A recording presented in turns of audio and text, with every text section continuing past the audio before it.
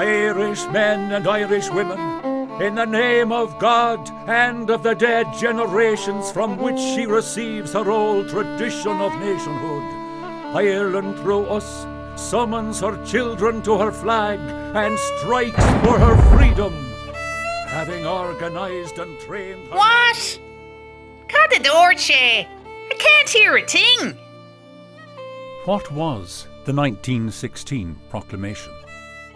Just outside the GPO, on Easter Monday 1916, Padraig Pearse read the proclamation of the Provisional Government to a rather confused crowd. What was going on? The Irish Republican Brotherhood Military Council had declared themselves the Provisional Government of the Irish Republic. They were saying that Ireland was no longer under British rule, which it had been for far too long. Most of Europe was ruled by kings and emperors at the time, so a republic was a revolutionary idea. It took some time for everyone to see it that way. Poet Stephen McKenna, who was there that day, observed, "There was little appreciation of the great moment as he proclaimed a free Ireland."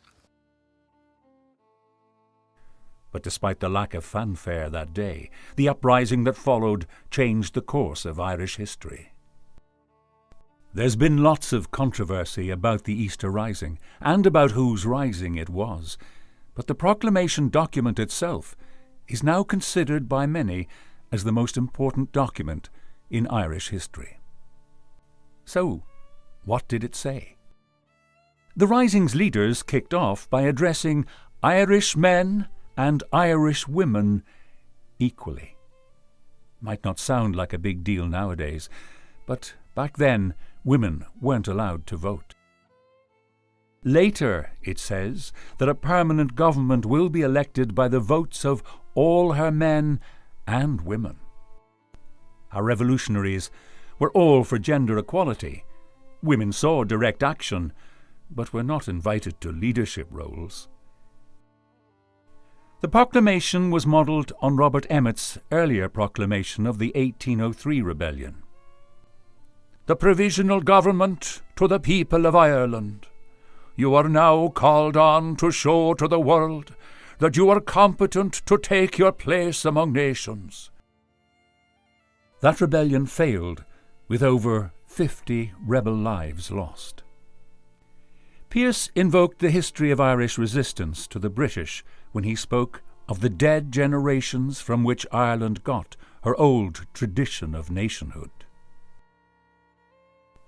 And James Connolly's socialist spark is ignited in the declaration in that the ownership of Ireland is the right of the people of Ireland. Ireland's ties with the United States are evident. The US is the only country other than Ireland explicitly mentioned and called to rally to the cause. The front cover of the New York Times featured the rising for 14 days in a row. When the proclamation talks of our gallant allies in Europe, we're talking Imperial Germany. Remember, it's World War I, and Germany's at war with Great Britain.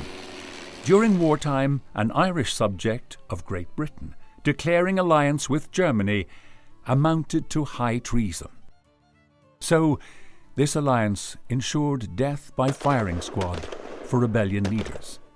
It was also the main reason the British military hunted down so many rebels when the rising failed. In spite of bitter political divisions that plagued Ireland, the proclamation states that the Republic is entitled to the allegiance of all the people. The leaders drew on history to encourage revolt, claiming that in every generation the Irish people have asserted their right to national freedom and sovereignty, and that 6 times during the past 300 years they have asserted it in arms. It's a bit of a spurious claim, as a number of these rebellions were rather minor, but it's consistent with the idea that the Irish had been rebelling and organising for centuries.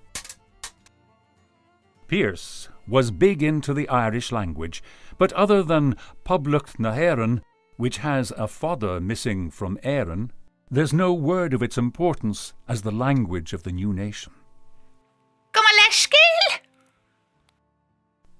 The most popular quotation from the Proclamation has to be cherishing all the children of the nation equally.